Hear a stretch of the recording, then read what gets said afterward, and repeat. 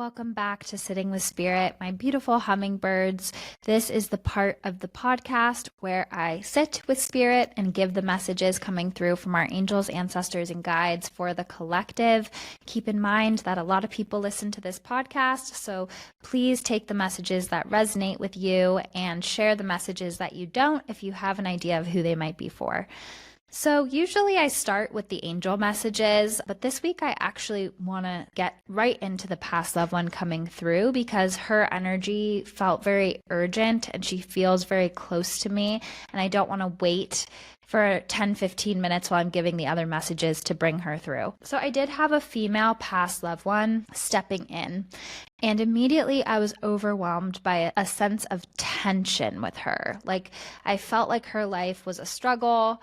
I feel like she was not the easiest person to be around. I feel a lot of pain with her, emotionally, mentally, physically. I just feel like she was not only her own worst enemy, but also prey to just a lot of different circumstances in life that led her to where she was. And I get this energy from her of smoking, and I kind of have like pain in my gums, and I feel like there's something there with like her teeth and her gums, her mouth, that would have been painful. And then I was also hearing the word nurse, so I feel like she either worked in healthcare or was a nurse, or there's some connection with a nurse with her or with the person listening who the message is for. I also was hearing a M name, and that could be related to you or her. Could be her name started with an M, or it could be your name who the message is for starts with an M. And then I also heard the name Lynn. And then the other thing that came through was that there was a really hard time with communication with her, that she wasn't the easiest person to communicate with, and that there was a lot of pain between you and her and your relationship. And I even feel like at one point you were no contact, and that you might have been no contact when she passed. It feels like there was a lot of pain there between the two of you. And she was stepping in with her father in spirit, and her father in spirit and her were showing me that this was the root of a lot of pain, that they had a painful dynamic, that there was some wounding between them, and that a lot of the ancestral pain kind of came from him to her to you. And then she was showing me an interesting image of a daisy with half of its petals and her only focusing on the half of the petals that were gone. And it gave me this feeling that no matter what you did, no matter how you tried to show up for her, no matter what life gave her, she would only focus on what was missing, what wasn't right, what wasn't good enough, and that it caused a lot of really, really deep wounds between the two of you. So her message today is a deep apology to you. As I'm talking, I feel so much heaviness on my heart, and I feel a really hard time breathing. And I feel like she would have either had some sort of heart attack or something with her chest and lungs, something with this heart area, because I'm really struggling to even catch my breath right now. And her message is, it was never about you. The way I treated you was always about me and my own wounds and my inability to see outside of my own victimhood. And I'm so sorry. It was never about you.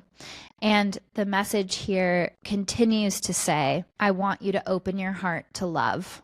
I know that the damage that I have done, and this does feel like a mother figure, I know that the damage that I have done makes you want to stay safe and small and hidden, and it makes it really hard to believe in true love and to be that vulnerable. And I know that I've caused a lot of pain, and I'm so sorry, but let it end with you. And I think that it's such a beautiful synchronicity with the message from the episode about how karmic cycles of pain are broken through love. And so the message here is, let yourself be open to deeper love. And not only that, but know you are deserving of it. And I just got shown this image of like a little girl huddled in a little huddle. And I feel like there's something here with your inner child feeling so scared and so wounded from her. and that there's just a big apology there. And I know that you might have been no contact or didn't get to say goodbye at the end, but she shows me sending butterflies, and I get the feeling that it's a constant symbol that she can change and grow and have new conscious awareness on the other side. So, whew, deep one today. It felt really urgent. And I just love coming back to that message of the cycle breaks through love. So powerful. So I'm going to circle back now. So I loved this past life episode so much, and we might have to have Nadia on again because there's so much more to say about past life stuff, and certainly a lot has come through in my readings. But taking a complete 180 from that mediumship message is a couple of notes that I want to say about past life information. So the first is that how we feel so driven in our heart to be of service in this life can be directly correlated to who we were or who we were not in a past life. And so I have had some past lives. Well, I guess I'll tell this story really briefly, that I have seen a couple glimpses into a past life where I was a Viking man and I was not a good guy. Let's just say that. I was especially awful to my wife, and I was especially awful to women, and I only prioritized my sons. And it's really interesting to me because in this life, and I truly believe that the past lives that were shown are for our specific healing in this life, because there's too many lives to even conceptualize. That being said, in this life, I'm obviously a woman, and I was in an abusive relationship from the point of view of a woman. And it was abusive on every level, and I gave my power away. And a big passion of mine in this lifetime is remembrance and service, especially to women, of course to everybody, but I live the female experience. And so that's who I feel really drawn to help serve and wake up, especially in the confines of a patriarchal society. And so I think it's so interesting, that message of that, what really lights us up, what we're motivated to do, how we want to be of service in this life could be a direct reflection of who we were or who we were not in a past life. The other suggestion that I wanted to give about past life stuff is that there are a lot of oracle card decks out there and tarot card decks out there that have ties to other timelines. Like, for example, I have a deck over here. It's like the Wisdom of Avalon deck. And that's, Guinevere and the Lady of the Lake and Merlin and all of these things, but it's from a different time period. It's from a different location. It's from a different era. And so there might be different decks that speak to you, and that might not be an accident. Well, I don't believe in accidents. So if you feel super drawn to like a certain period or a certain location or a certain culture, maybe explore a divining tool that is connected to them in respect to closed practices and, the culture and what they have to say about it. But I think an oracle card deck with those themes could be a really beautiful way to explore that. I also do have a message about karmic relationships. We touched on it a little bit in the episode. And I do know that in my readings, I see all the time, like, okay, I'm going to meet up with you here at this point to help wake you up. You help wake me up.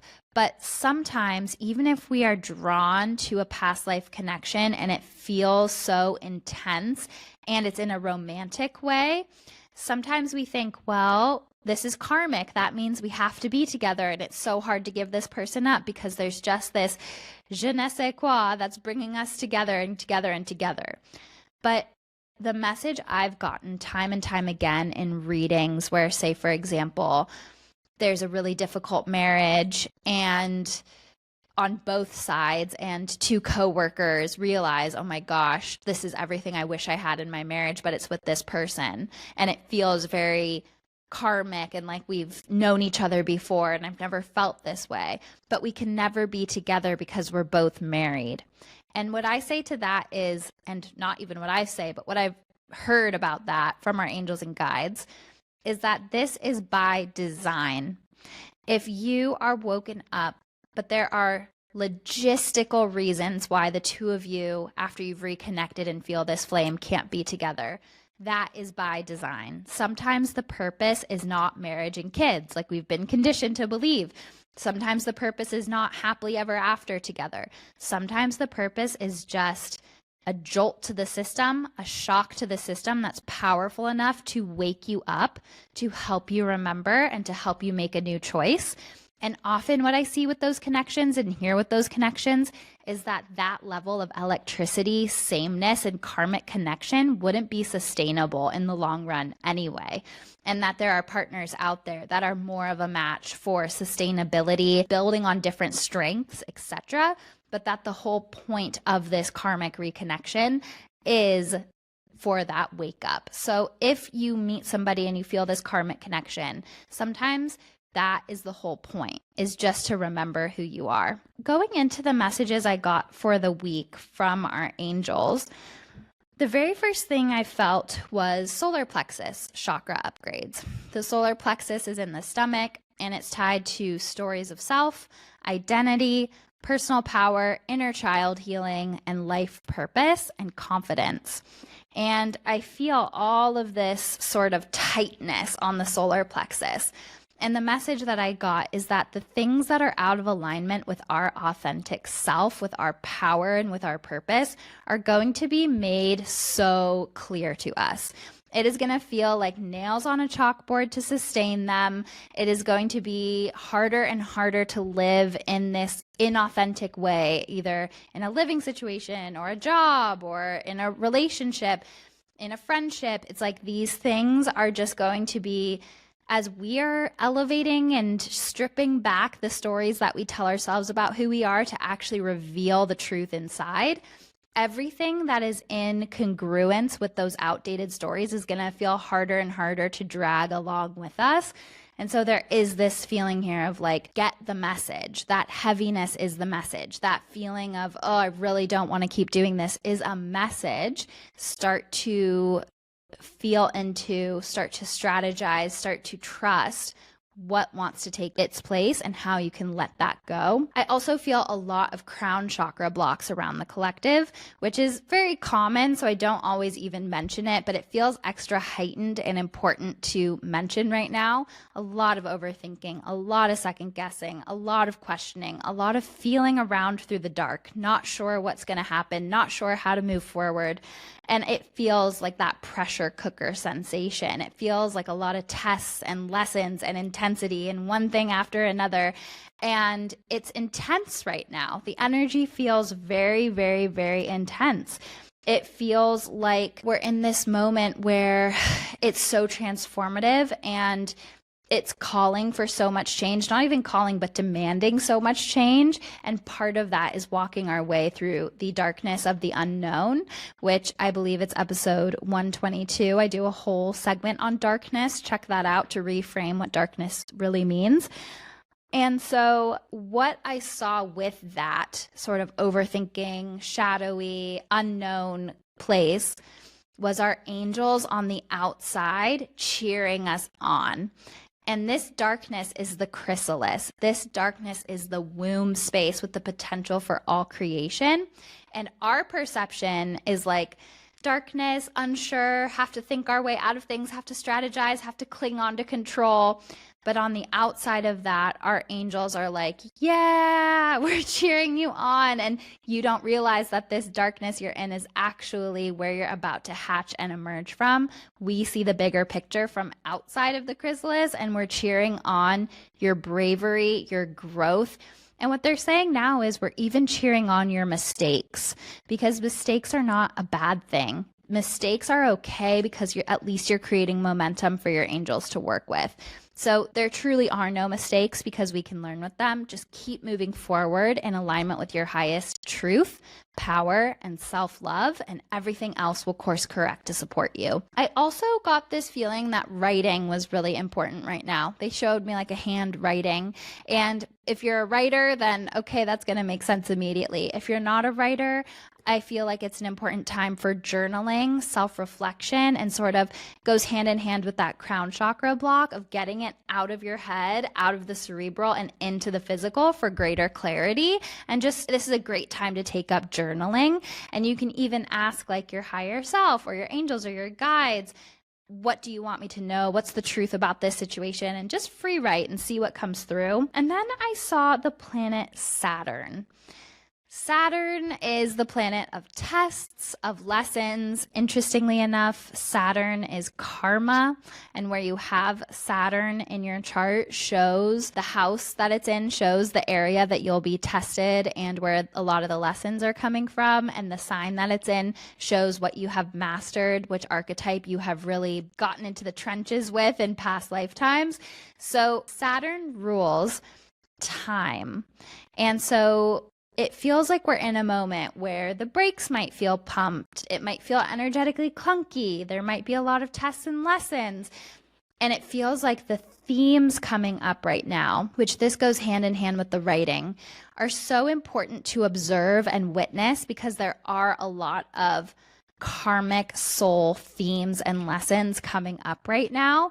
And pay attention to the patterns. Pay attention to what is the earliest time I can remember this feeling? Did I ever observe this pattern in a family member? Have I ever made this choice from this place before? And how did it work out in the past? Just start to get curious, start to observe the patterns, and start to look at the tests that are coming up time and time again. And when Saturn is involved, there's often lessons around self-worth, maturity, discipline, and responsibility. So those are some key words with Saturn. And I do feel intuitively that some people are at this place of deciding, should I have kids or not? And I just want to call that out because it feels like a time to be really radically honest with yourself about what you really feel and to tune into, is this really what's on my heart? Do I feel societal pressure? What is the truth of this situation? And again, maybe go back to that channeled writing if this is you and this is your message. But the beautiful thing about Saturn is that it always leaves a reward.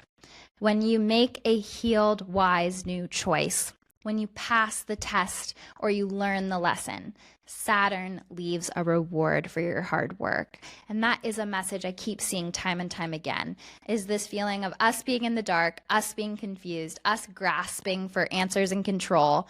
And on the other side of that, our angels cheering us on and a timeline of higher love and joy. And so I do believe that there is going to be a reward for how intense not only this year, but the last few years have been astrologically. It's like, you know, I talk about astrology on here, and it's not just a week-to-week message. It's a overarching message. Some planets take decades to make a whole rotation around the sun. And so have patience. We've been in this prolonged period of so much growth and transformation. So just be kind to yourself.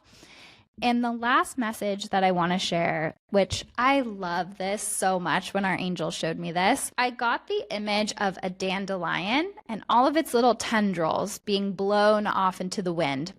And the message that I got here is that it's our job to live life so fully, authentically, vibrantly. And that act is what blows the tendrils of the dandelion. And it's spirit's job to direct the tendrils, to direct the winds that shape where the tendrils go, and to find a place for the tendrils to land. And it's a beautiful co-creation. You could never blow the tendrils off of a dandelion and aim for something.